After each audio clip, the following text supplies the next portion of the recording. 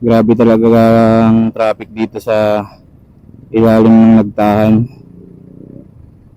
So ayun, as of now wala na tayong gas, kaya dadaan muna tayo sa gas station. First time ko lang din palang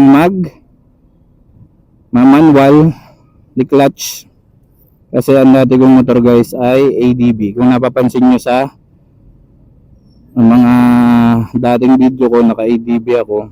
Ngayon ito na, ito ng Sniper.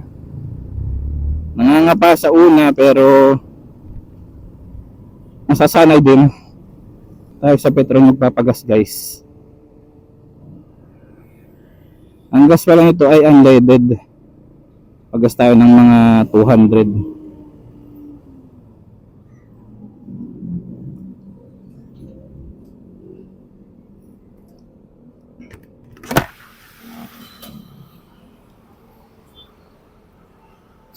Pagas tayo ng 200 guys. 200.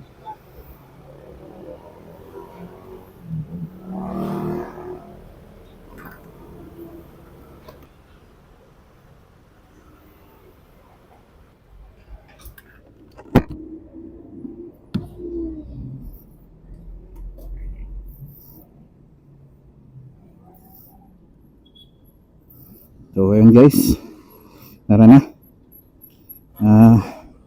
Reviewin na natin ang first impression natin dito sa Sniper 155R na with ABS. Pag-usapan natin ang first impression natin dito sa aking Sniper. Sa una guys, sobrang nangalay ako dito. Siguro hindi lang talaga ako sanay. Naka-ADB ako dati. 3 taon kong hinawakan yung ADB na yun. Sniper na tayo. So ayun, mangalay guys. Kumbaga, bago pa siguro ako, masasanay din. Ayun, minsan namamatayan. Normal naman siguro sa bago yun, sa bago pa lang nagka-clutch. Pero nakapag-clutch na rin ako dati kasi nakapag-drive ako ng tricycle sa probinsya namin. Sa gulong niya, makapit. Kung sa makapit, kahit bago pa siya, hindi ako nakakaramdam ng pagkadulas. Tapos yung side mirror niya guys, ayan, kita nyo naman, kita naman lahat, pero syempre gusto ko rin siyang palitan, pero susulitin muna natin tong stock. Yun, sa busina niya, minsan nalilito talaga ako kasi sobrang baba.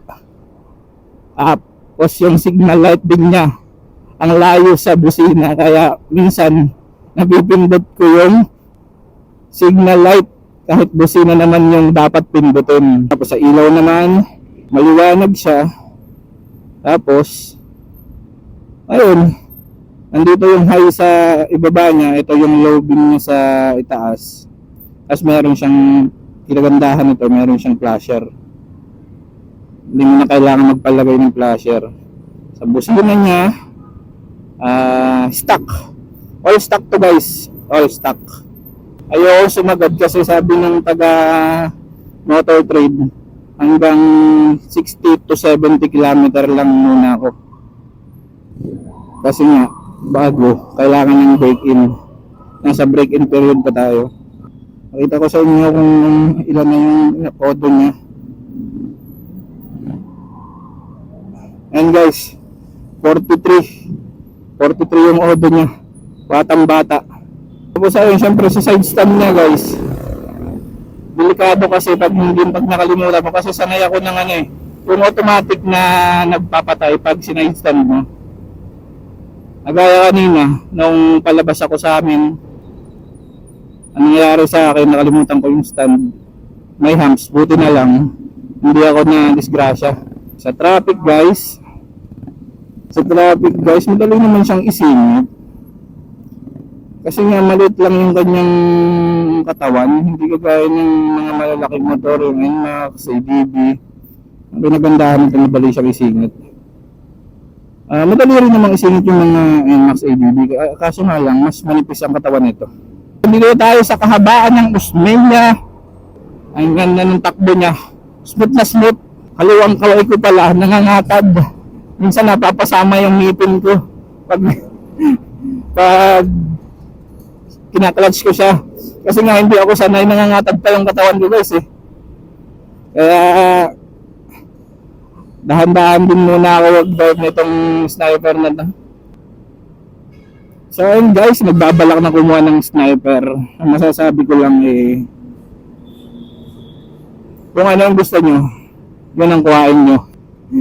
Kasi bandang huli, pagka napilitan lang kayo sa motor na kukunin nyo, magsisisi kayo.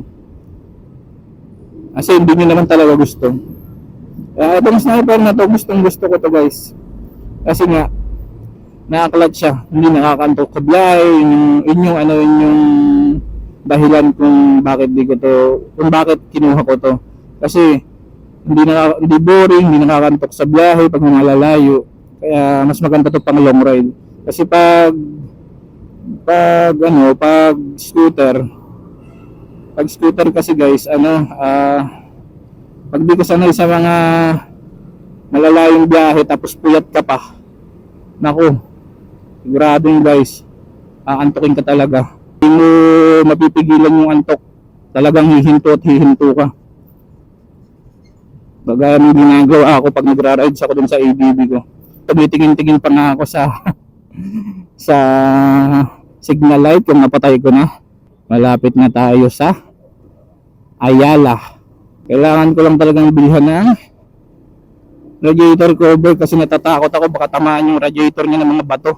Tapos yung upuan niya pala guys, syempre matigas yung upuan niya guys, sa totoo lang. Pero syempre kailangan yung tiyagain. Nasa iyo na yan kung papalitan mo kaagad. Pero ako parang gusto kong palitan yung upuan unang-una. Kasi guys, sobrang tigas niya talaga. Masakit sa puwet. Pag mabiyahe ka ng malayo nito, sigurado. Yung sa ADB ko nga dati, sobrang lambot na nun. Sakit na sa puwet. Ito pa kaya. Pero saktong-sakto lang naman yung puwet ko. Dito sa upuan niya. Tapos yung height niya, 5 na ako, 5'6". Pero nakatipto ako pag walang sakay. Pero pag may sakay ako guys,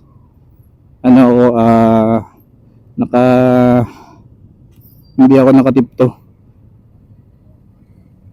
Lapat na lapat yung mga paa ko.